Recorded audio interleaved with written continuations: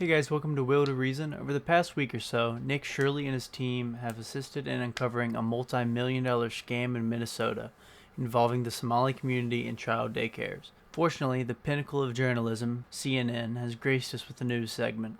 This backfires horribly because, spoiler alert, they somehow make it look worse when defending themselves. The Trump administration says it is now withholding all federal child care funding to the entire state. The state receives $185 million for 19,000 children, and now that money will be gone. And the agency did not specify any alternate plans for families who will be affected. This is a classic CNN framing. The entire argument that Nick Shirley brings is contingent on the fact that these kids that are allegedly there aren't actually there. But yet, despite any evidence brought to the table, they frame it in a way which makes it seem like 19,000 children simply aren't going to get the funding that they need. This intentional almost doublespeak is the exact reason why CNN lost all their credibility. DHS and the FBI said they were surging resources to Minnesota to investigate what they called suspected fraud sites.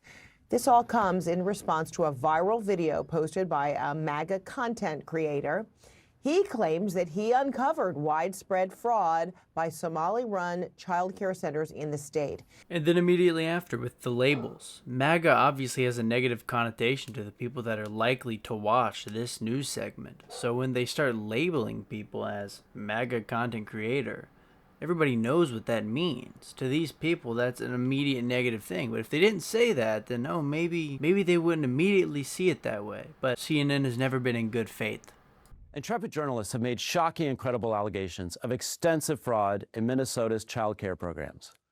We believe the state of Minnesota has allowed scammers and fake daycares to siphon millions of taxpayer dollars over the past decade. Starting today, we require a justification, receipt, or photo evidence before we make a payment.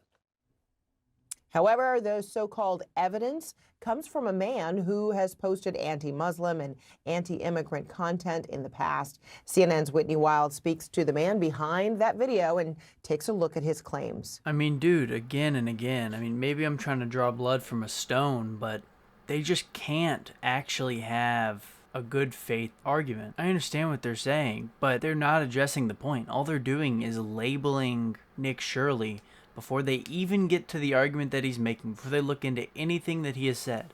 They're immediately labeling him as something which their fan base is going to have a negative connotation with. We're from CNN. Can we talk to you?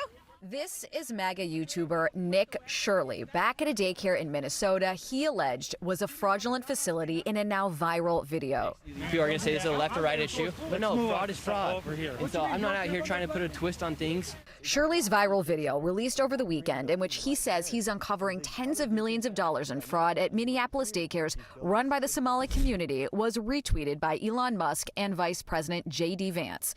In the video, Shirley tries to open locked doors and talk to people at various daycares he claims are frauds. Did you come during their normal operating hours when you came to visit? I came at 11 a.m., I believe, and I also came the following day later in the day. The point of it is not whether or not I came at the right time of their operation hours. The point is that blacked out doors, they can't give you any information. You call that number, no one answers. I wasn't trying to go inside, and there should be a way for somebody to actually be able to call that number and somebody to be able to answer. These aren't real businesses. But surely you don't think a daycare should just be unlocked. I am serious, and don't call me Shirley. You shouldn't be able to just walk into a There daycare. should be a reception. No, every daycare is locked. Their doors are locked. And so, okay, you bring up a fair point. Then why can't they actually give me information how to enroll a child? This is one of the central points of his argument. When he goes to these places and tries to find ways to, quote, enroll a child, he finds nothing. The numbers lead to nowhere. You talk to people at the front desk and they don't know anything, or they tell you to go away. Federal law enforcement has been investigating fraud in Minnesota for several years. Both Attorney General Pam Bondi and FBI Director Kash Patel said on social media they've indicted dozens of defendants. I find it a little funny that they're using something Trump did as a point, despite the fact that they vehemently hate him. Do you think that federal law enforcement hasn't done enough? I mean, they would say, look, these fraud cases have been going on, but they've already done like 80 indictments. The cases have been going on, for years. And why did I show up one day in Minnesota and go to all these daycares, no children? They're receiving millions of dollars. We uncovered nearly $110 million in fraud in one day. How do you know that all the allegations that you're making are true? How do I know that they're true? Well, we showed you guys the We showed you guys what was happening, and then you guys can go ahead and make your own analysis. We're coming so we can make our own analysis. Are you 100% sure you're true?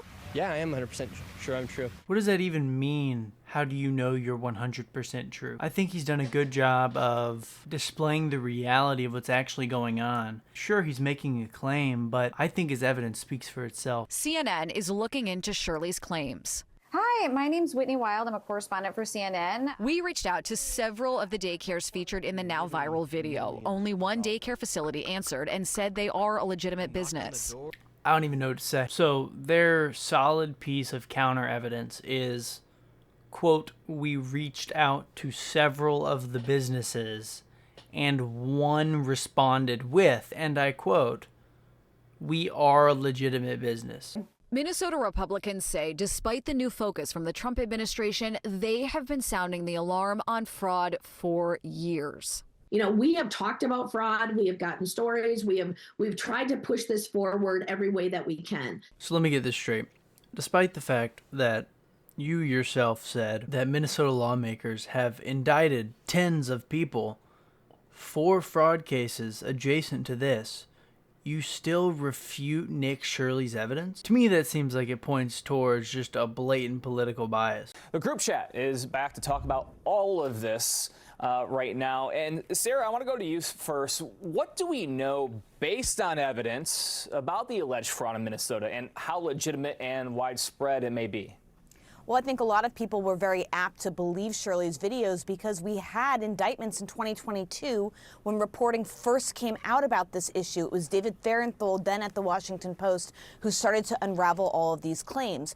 The reason why I think Shirley's post has gone viral amongst some of the conservative community is because Minnesota is a politically convenient target, not just for the president, but for the party. Obviously, the governor there, Tim Walz, was the running mate to Kamala Harris in the 2024 election. Ilhan Omar has long been a foe of the president's. And you noted up top that the ICE immigration raids on Somalis has been a priority for the president. So all of this collectively has made this story something that people want to gravitate to. And in addition to that, previous reporting that uncovered widespread fraud in Minnesota from years ago also makes people more apt to believe this, where I think a lot of folks in the media, including you mentioned CNN, which is looking to verify this video, are showing pause and trepidation around Shirley's reporting is just that making sure that it's actually verified that it's showing fraud in a similar way that we all evaluated the initial reporting that came out in 2022.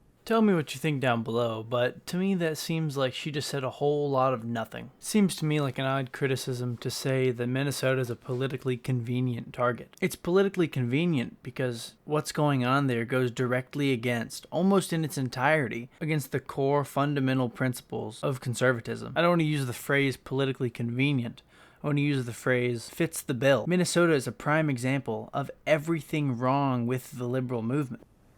And Antoine, what does it say about the media landscape at this point when a YouTuber with an anti-immigrant past can post a video with scant evidence, we can say, that launches a federal surge into a state? Again, we're right back. I mean, they literally can't help themselves.